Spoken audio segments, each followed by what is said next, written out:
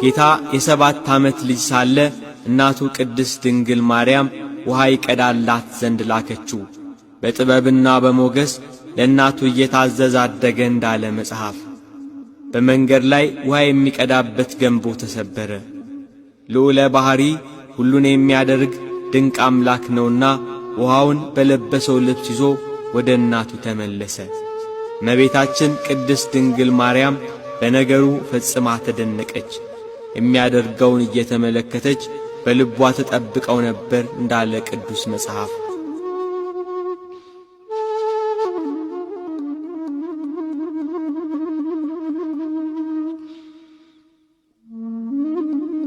ጌታችን መድኃኒታችን ኢየሱስ ክርስቶስ እንደ ሕፃናት እያደገ የ8 ዓመት ሕፃን ሆነ።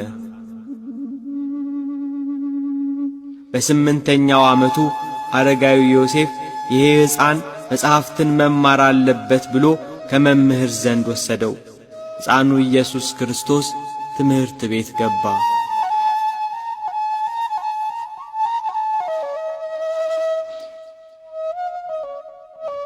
መምህሩ አልፋና ቤጣ በል ብሎ ጌታችንን አዘዘው።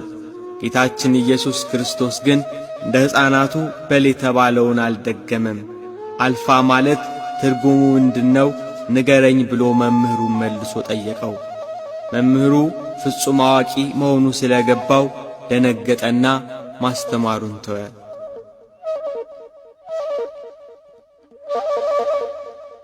በሌላ ጊዜ መምህሩ ሲጽፍ ጌታችን ኢየሱስ ክርስቶስ ቀዩንና ጥቁሩን ቀለም ወስዶ ደባለቀበት። መምህሩ ይህን በተመለከተ ጊዜ ይሄ መበለት ልጅ ቀለሜን አበላሸብኝ ብሎ በጥፊ መታው። ጌታችን ግን ለምን ትመታኛለህ? ቀለሙን እንደነበረ መልሶአለሁ ብሎ ጥቁሩን ከቀይ ቀለም ለይቶ እነሆ ገንዘብህ ይኸው ውሰድ ብሎ ሰጠው። መምህሩ ሁኔታው አስደነገጠው፣ በነገሩ ተገረመ። በነፍስና በሥጋ በውስጥም በአፋ ድንግል ወደምትሆን ወደ ጌታችን እናት ወደ እመቤታችን ሄዶ ይሄ ልጅሽ ማን ነው? የሚሠራው ተአምርስ ምንድነው?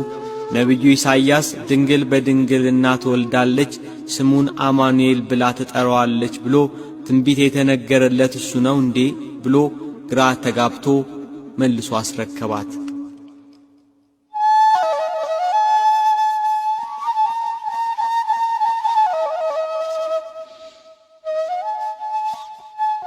ጌታ ከኀጢአት በስተቀር ሰው የሚሠራውን ሁሉ ይሠራ ነበር።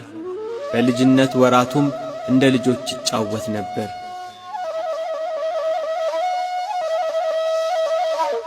አንድ ቀን ከጓደኞቹ ሕፃናት ጋር ሲጫወት በቤቱ መስኮት የፀሐይ ብርሃን ገባ።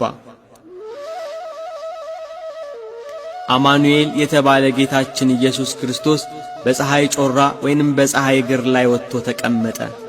አብረውት ያሉ ሕፃናት ኢየሱስ በፀሐይ ጨረር ላይ እየተመላለሰ ሲጫወት ሲያዩ ሕፃናቱ እነርሱም እንደርሱ በፀሐይ እግር ላይ መቀመጥ ፈልገው ከቤቱ ጣራ ላይ ወጡ። በፀሐይ ጨረር ላይ ዘለን እንቆማለን እያሉ ቢዘሉ ወደ መሬት ወድቀው ሞቱ። አካባቢው በልቅሶ ታወከ። ልጆቻቸው የሞቱባቸው ዘመዶች እመቤታችንን ልጅሽ በምን ጥበብ ነው በፀሐይ ጮራ ላይ የተቀመጠ? የእኛ ልጆች ልጅሽን አይተው እንደርሱ ለማድረግ ሞክረው እየወደቁ ሞቱብን ብለው አንገላቷት። ልጇን ኢየሱስ ክርስቶስንም ይዘው ደበደቡት። ለምን ትደበድቡኛላችሁ ብሎ ወደ ሞቱት ሕፃናት ሄደ። ከሞት አስነሳቸውና በእውነት እኔ ገደልኳችሁ ብሎ ጠየቃቸው። ሁሉም ተነስተው በአንድ ቃል አቤቱ ጌታችን አምላካችን ሆይ አንተስ ትንሣኤያችን ነህ፣ ለአንተ ምስጋና ይገባሃል።